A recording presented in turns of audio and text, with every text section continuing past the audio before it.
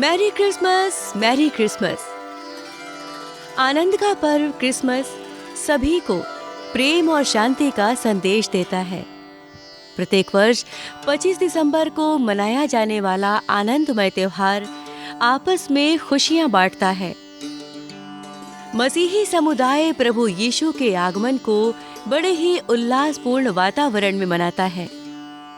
इस विशेष अवसर पर रंग बिरंगी झालरों से गिरजाघरों को सजाया जाता है। प्रभु के अनुग्रह में गीत गाए जाते हैं।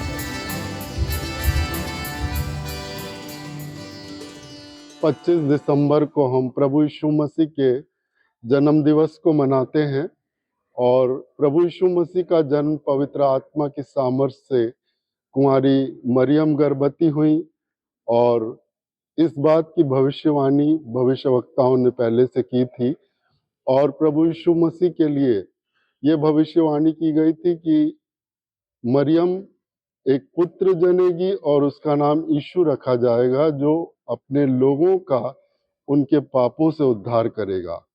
और उसका नाम इम्मानुएल रखा जाएगा, जिसका अर्थ है परमेश्वर हमारे साथ है। क्रिसमस का त्योहार आते ही मन में सुनाई देने लगती हैं जिंगल बेल्स की धुन। मन को भाते हैं सजे क्रिसमस ट्री और वातावरण में तैरने लगती है क्रिसमस केक की सुगंध। ऐसे में बच्चों का उत्साह देखते ही बनता है। ये हम लोग 1 महीना पहले से ही इस उत्सव को मनाते हैं।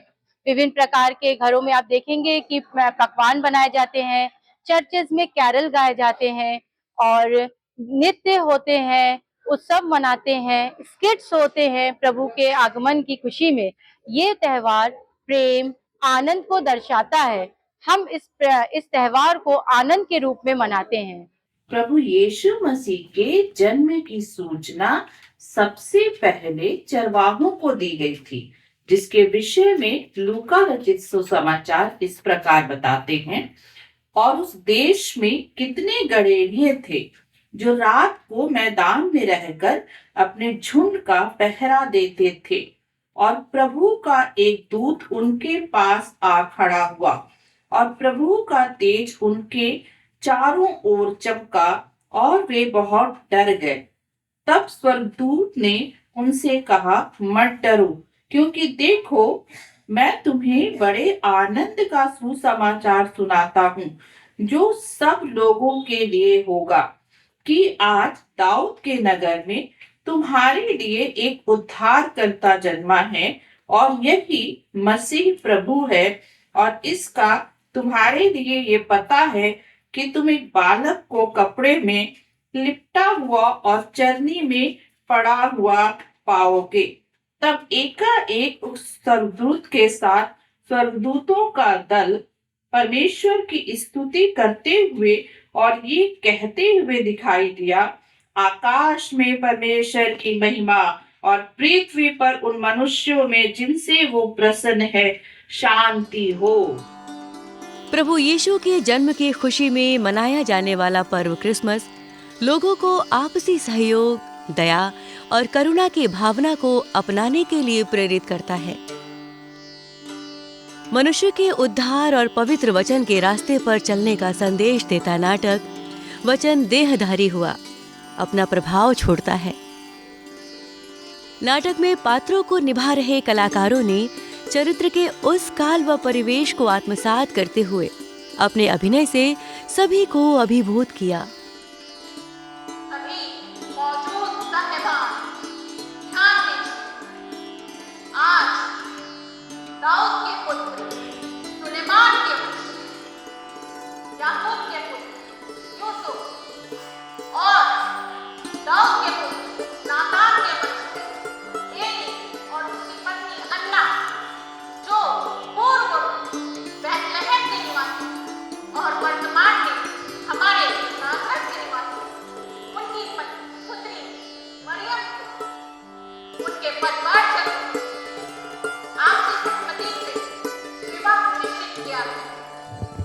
इस्राएल के परमेश्वर यहोवा, आपका धन्यवाद हो कि आपने मेरे लिए योग व ढूंढा। आनंद और जय तेरी हो। इस पर परमेश्वर का अनुग्रह हुआ है, प्रभु तेरे साथ है। आप कौन हैं? क्या आप स्वर्गदूत हैं? हे प्रभु, क्या मैं स्वर्गदूत का दर्शन देख रही हूँ? हे मरियम, भयभीत ना हो, परमेश्वर का अनुग्रह तुझ पर हुआ है।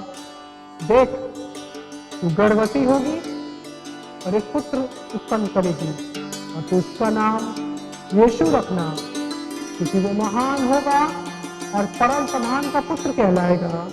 और उसका परमेश्वर यहोवा उसके पिता दाऊद का सिंहासन उसे देगा और वो याकूब के घराने पर सर्वदा राज करेगा और उसके राज्य का कभी अंत ना होगा। इन दो ज्योतियों का प्रकाश इस पवित्र स्थान पर परमेश्वर की उपस्थिति और जीवन का प्रतीक है। यीशु मसीह के जन्म के कहानी पर आधारित नाटक को प्रस्तुत किया था। उस नाटक में मैंने मरियम की माता हन्ना का रोल किया था। इस रोल को निभाने के बाद मुझे उनकी सादगी, उनकी गंभीरता, उनके दया के भावनाओं को समझने का अवसर मिला। जब मैं इस रोल को प्ले कर रही थी तो सच में लग रहा था कि मैं अपने आप को बहुत खुशकिस्मत समझ रही थी कि मैं इस रोल को निभाने के लिए मुझे मौका मिला है। क्रिसमस पर्व पर बड़े ही हर्षोल्लास के साथ कैरोल गीत गाए जाते हैं। परमेश्वर की स्तुति में उसकी महिमा का वर्णन किया जाता है। लोग घरों में, चर्चों में गीत के माध्यम से खुशियां बांटते हैं, झूमते गाते अपनी भावनाओं को प्रकट करते हैं।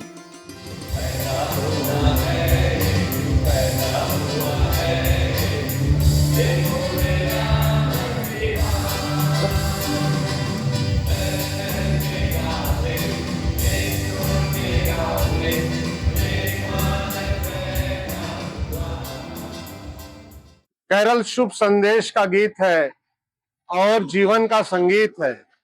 जब प्रभु यीशु मसीह के जन्म की सूचना देने स्वर्गदूत आए तो उन्होंने जो गान गाया उसी को कैरल कहते हैं। और आज तक सारे संसार में मसीह लोग प्रभु यीशु मसीह के आगमन के गीत को, संगीत को, जो भी गीत गाते हैं उसको कैरल ही कहा जाता है।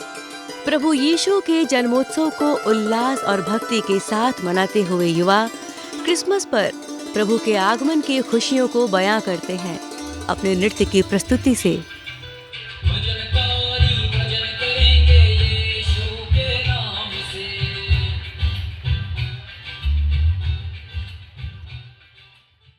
इस धरा पे परमेश्वर ने जन्म लिया हम सब पापियों को बचाने के लिए, और इस संसार में बहुत से आश्चर्य कर्म किया जिसके द्वारा लोग अपने जीवन को उद्धार के रूप में प्रस्तुत कर सके, और जिससे कि वो खुशियां जो हमें मिला है वो खुशियां हम दूसरों को भी बांट सके।